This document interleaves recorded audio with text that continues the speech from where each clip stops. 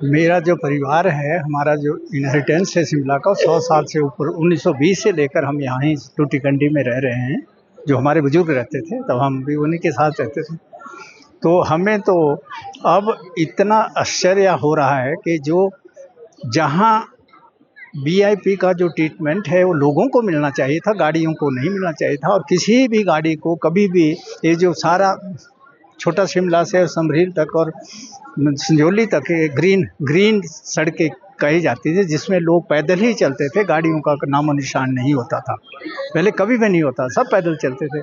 तो अब आज आज देखा जाए तो लोगों को चलना मुश्किल हो गया कि हर गाड़ी माल रोड पर आ रही है, हर जगह घूम रही है और कोई उस पर चेकिंग नहीं हो रही है। जबकि गाड़ी तो यहाँ आनी ही नहीं चाहिए, लोगों को घूमने के लिए बना है। जब जब यहाँ ये स्थान बनाया था तो लोग पर्यटकों को घूमने के लिए, लोगों को घूमने के लिए एक बहुत सुंदर स्थान था। और यहाँ का क्लाइमेटिक से जो था वो भी बहुत अच्छा था। उसको एंजॉय करने के लोग फॉरेन से, इंग्लैंड से, अमेरिका, सब जगह से लोग यहाँ आते थे और इसको इस देश, इस शिमला को इसलिए जानते थे कि यहाँ का क्लाइमेटिक और हेल्थ के लिए भी बहुत अच्छा था।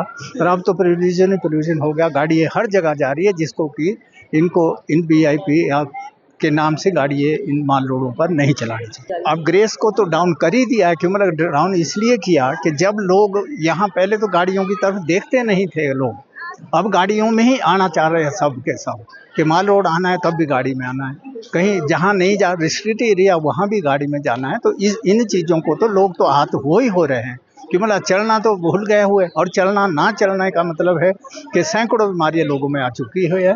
जब तक पैदल नहीं चलेंगे लोग, तब तक बीमारियों का भी निदान नहीं हो सकता। इसलिए गाड़ियों का तो रोकना ही चाहिए। मेरा नाम गुलाब राम है और शिमला में रहते मेरे को हो गए 70 साल। ऐसे ही हमारे जब से हम यहाँ रह रहे तब से पहले ये चीज़ नहीं होती थी, जो कि कुछ सालों से ये ज़्यादा चीज़ें बढ़ चुकी है। और जितनी भी मतलब वीआईपी गाड़ी आती थी, खास सारी नहीं आती, एम्बुलेंस चलती थी या फायर ब्रिगेड चलता था। तो बाकी तो सिर्फ मंत्री की या इसकी गाड़ी, गवर्नमेंट की गाड़ी आती, बाकी गाड़ी नहीं आती थी। अब तो आम है भाई, जिसकी मर्जी आई गाड़ी लेके चला होता है माल पे, कोई देख रेख नहीं है और इसका कोई वो टाइम नहीं है। सबसे कुछ बातें ऐसी है जो कि नहीं होनी चाहिए और आज के इसमें समय में हो रही है। तो हमारा कहना यही है भी ये चीज़ बंद होनी चाहिए। प्रदूषण बहुत ज़्यादा हो रहा है और पेड़ों की कटाई हो रही है और पेड़ के कटने की वजह से शिमला के अंदर बर्फ़ नहीं पड़ रही है और बर्फ़ यहाँ पड़ने से मतलब यहाँ बड़ी कमी हो रही है, सब चीज़ों की, पानी की कमी और चीज़ों की कमी। तो हमें ये महसूस हो रहा भी है इन चीज़ों को रोका जाए और ये जो प्रदूषण है और चीज़ें, इससे कुछ क्या ना राहत मिले और पब्लिक को चलने के लिए रास्ता ठीक मिले। तो इतना ही बोलना है, इससे ज़्यादा मैं नहीं बोलूँगा, क्योंकि प्रदूषण का सबसे ज़्यादा है। ये प्रदूषण जितना आप इसको कम कराएंगे उतना ही ठीक रहेगा, क्योंकि पब्लिक प्लेस है, पब्लिक चलती है, बच्चे भी चलते, बूढ़े भी चलते, जवान भी चलते, तो इतना टाइम नहीं होता।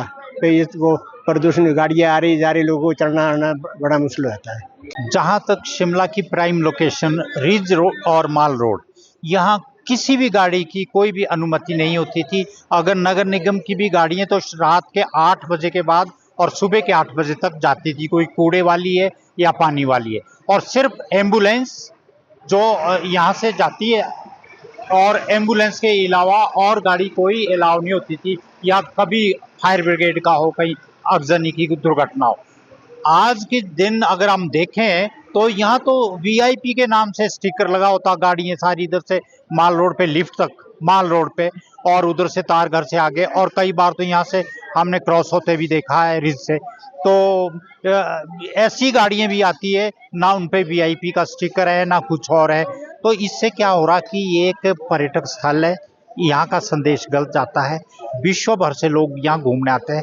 ऐसा चयनित स्थान कहीं भी नहीं है, हिंदुस्तान भर में नहीं है। ये अंग्रेज बना के गया था पैदल घूमने के लिए, एंजॉय करने के लिए, पहाड़, यहाँ का स्नो।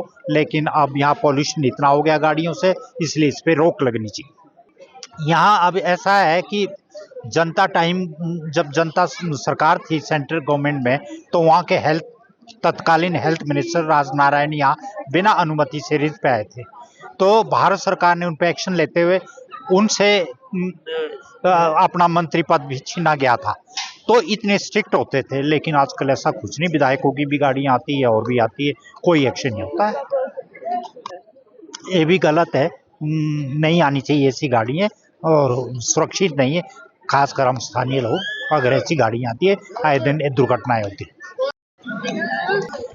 ब्रिटिश काल के टाइम में भी जो ये रिज और माल रोड रिस्ट्रिक्टेड जोन जो माना जाता था पैदल चलने के लिए, हमने अपनी आंखों से देखा है, चाहे बेनजीर भुट्टो आती थी, चाहे कोई हमारे नेशनल लेवल का कोई प्रेसिडेंट ऑफ इंडिया और प्राइम मिनिस्टर आते थे, वो यहाँ पैदल चलते थे। फिल्म इंडस्ट्री के टोटल मैक्सिमम शूटिंग यहाँ होती थी, यहाँ एंजॉय करते थे।